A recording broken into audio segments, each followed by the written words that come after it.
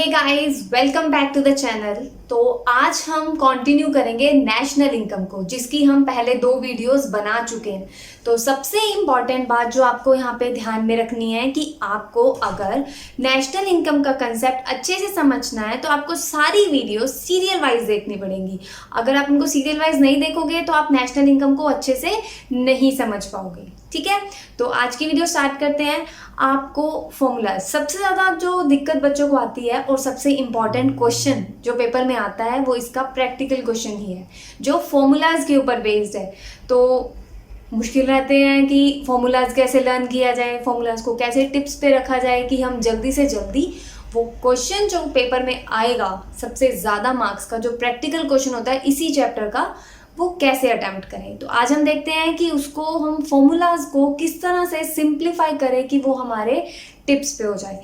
तो देखते हैं फॉर्मूलाज ऑफ नेशनल इनकम। एक आपने सुना होगा ग्रोस वैल्यू और एक होती है नेट वैल्यू। ग्रोस वैल्यू और नेट वैल्यू में क्या डिफरेंस है? देखो, फॉर एग्जांपल आपने लैपटॉप परचेज किया, जो उसकी कॉस्ट थी कितनी थी? 40,000। ठीक है, तो उसकी ग्रोस वैल्यू क्या है? 40,000। इट मीन्स जिस कॉस्ट पे आपने उसको परचेज किया है वो उसकी क्या है? Gross value.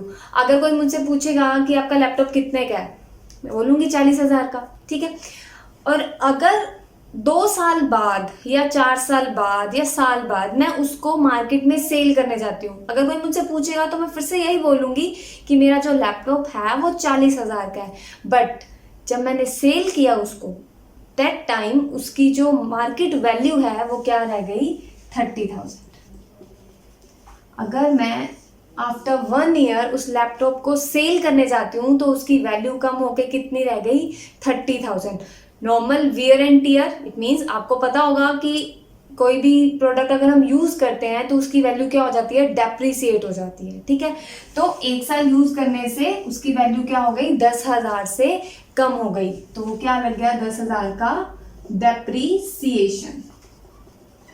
ठीक है, परचेज किया था जिस वैल्यू पे, वो है उसकी ग्रोस वैल्यू। ठीक है, और 1 साल बाद अगर मैं उसको सेल करने जाती हूँ तो जिस वैल्यू पे मैंने उसको सेल किया या जिस उस टाइम पे उसकी मार्केट वैल्यू जितनी थी वो क्या है? उसकी नेट वैल्यू।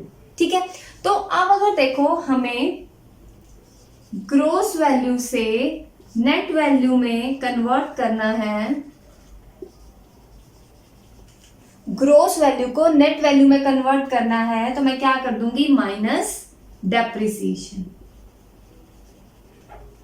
यही था 40,000 माइनस 30,000, तो 10,000 का क्या हो गया हमारा? डेप्रिसिएशन। तो अगर आपको फॉर्मूला के अंदर कहा जाए कि ग्रोस वैल्यू को नेट वैल्यू में कन्वर्ट करना है तो आप क्या करोगे? अगर ग्रोस वैल्यू को नेट वैल्यू में बनाना है तो आप क्या कर दोगे? Minus depreciation.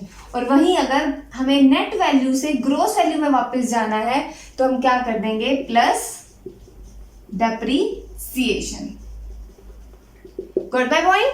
कि अगर आपको ग्रोस वैल्यू से नेट वैल्यू में जाना है तो आप क्या करोगे? डेप्रिसिएशन माइनस कर दोगे। और अगर आपको नेट वैल्यू से ग्रोस वैल्यू में जाना है तो आप क्या कर दोगे? Plus depreciation. भाई नेट वैल्यू आपकी कितनी? 30,000। वापिस से आपको ग्रोस वैल्यू जाननी है तो 1 साल के अंदर उसके ऊपर जितना भी डेप्रिसिएशन लगा आप उसको क्या कर दोगे? ऐड कर दोगे। ठीक है, तो ये क्या हो जाएगा? 30,000 माइनस प्लस 10,000, तो 40,000 उसकी क्या है?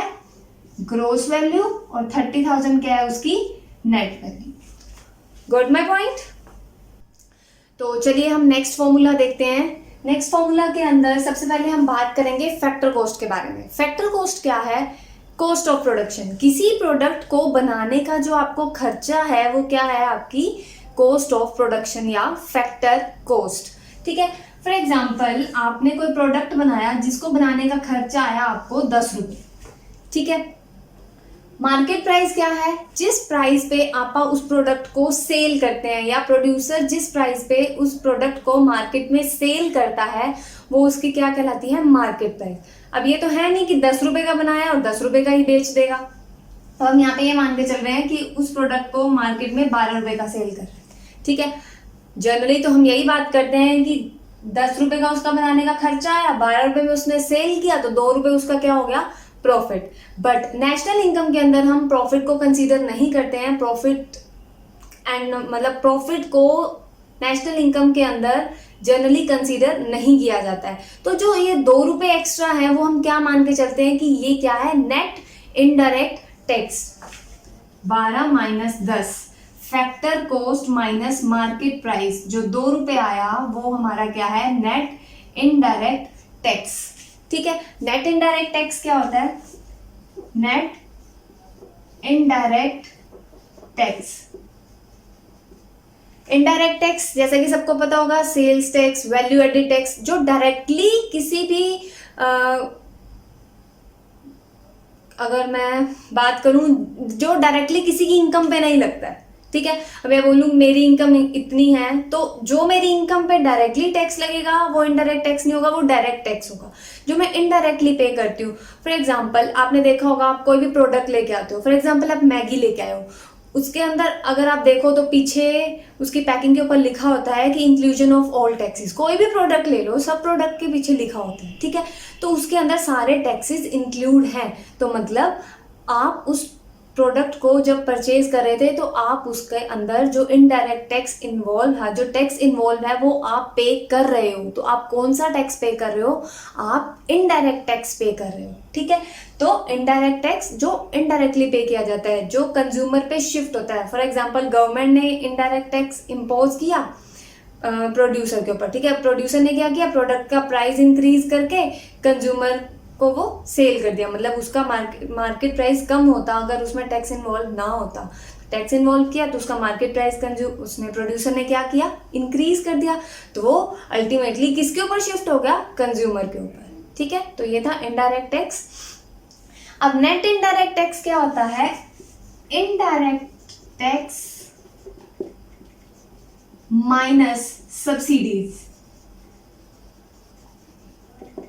तो नेट इनडायरेक्ट टैक्स क्या हुआ? Indirect tax minus subsidies. Indirect tax मैं आपको बता चुकी हूँ, जैसे कि VAT, that is value added tax, और सेल्स टैक्स, ठीक है। तो सब्सिडीज क्या हुई? Subsidies means relaxation. जब गवर्नमेंट प्रोडक्ट को कम प्राइस पे सेल करती है, कम प्राइस पे देती है, चाहे वो लाइक इंडस्ट्रीज को टैक्सेशन में रिलैक्सेशन देना हुआ। टैक्सेशन रिलैक्सेशन मीन्स कि टैक्स का जो टैक्स वैल्यू है वो कम कर देती है, टैक्स कम चार्ज करती है, ठीक है। या प्रोडक्ट को कम प्राइस पे देना, ठीक है। तो वो क्या है? सब्सिडीज मीन्स रिलैक्सेशन देना गवर्नमेंट के द्वारा। तो अब नेट इनडायरेक्ट टैक्स क्या हुआ हमारा? NIT क्या हुआ? इनडायरेक्ट टैक्स माइनस सब्सिडीज, ठीक है। जब इनडायरेक्ट टैक्स में से हम सब्सिडीज माइनस कर देंगे तो हमारी क्या बन जाती है? Net indirect tax. तो अब देखो, अगर हमें फैक्टर कॉस्ट को मार्केट प्राइस में कन्वर्ट करना है या मार्केट प्राइस को फैक्टर कॉस्ट में कन्वर्ट करना है, फॉर एग्जांपल फैक्टर कॉस्ट को हमें मार्केट प्राइस में अगर कन्वर्ट करना है तो क्या कर देंगे? प्लस कर देंगे NIT, नेट इनडायरेक्ट टैक्स, ठीक है। वहीं अगर हमें मार्केट प्राइस को फैक्टर कॉस्ट में कन्वर्ट करना है तो हम क्या कर देंगे? माइनस कर देंगे NIT, that is net indirect tax को क्या कर दिया जाएगा?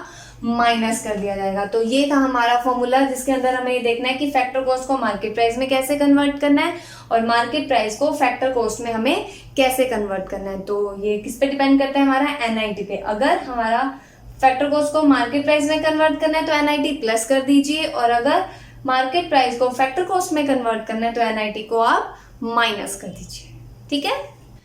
तो आज की वीडियो में क्या स्पेशल है कि जितना हमने अब तक पढ़ा, इस वीडियो में जितनी भी डिटेल चीज़ें आपने देखी है, जितना भी मैंने आपको एक्सप्लेन किया, उसको हमने टिप्स पे कैसे करना है, ठीक है, वो देखिए। अब GDPMP that is gross domestic product at market price, GDP क्या है वो मैं आपको प्रीवियस वीडियो में एक्सप्लेन कर चुकी हूँ। उसको हमें कन्वर्ट करना है net national product at factor cost में। Net national product at factor cost means national income, ठीक है। जब आपको क्वेश्चन में दिया हो कि NNPFC निकालो तो उसका मतलब आपको क्या निकालना है क्वेश्चन के अंदर, नेशनल इनकम। अब जरूरी नहीं है हमेशा NNPFC ही लिखा हो, आपको लिखा हो सकता है NNPMP निकालो, NDPFC निकालो, GNPFC निकालो।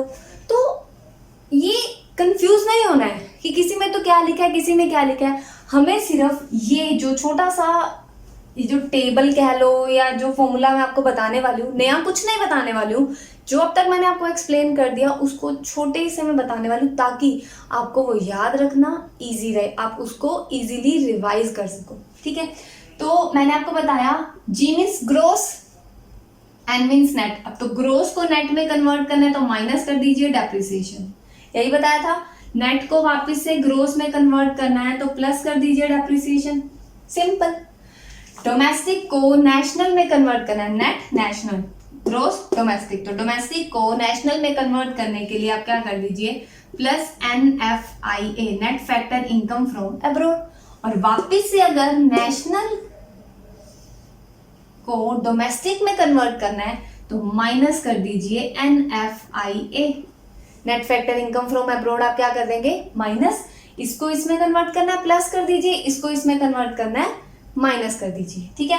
प्रोडक्ट का प्रोडक्ट सेम है, MP को FC में कन्वर्ट करना है, मार्केट प्राइस को फैक्टर कॉस्ट में कन्वर्ट करना है तो आप क्या कर दीजिए माइनस नेट इनडायरेक्ट टैक्स। और अगर वही FC को वापस से MP में कन्वर्ट करना है तो प्लस कर दीजिए NIT that is net indirect tax.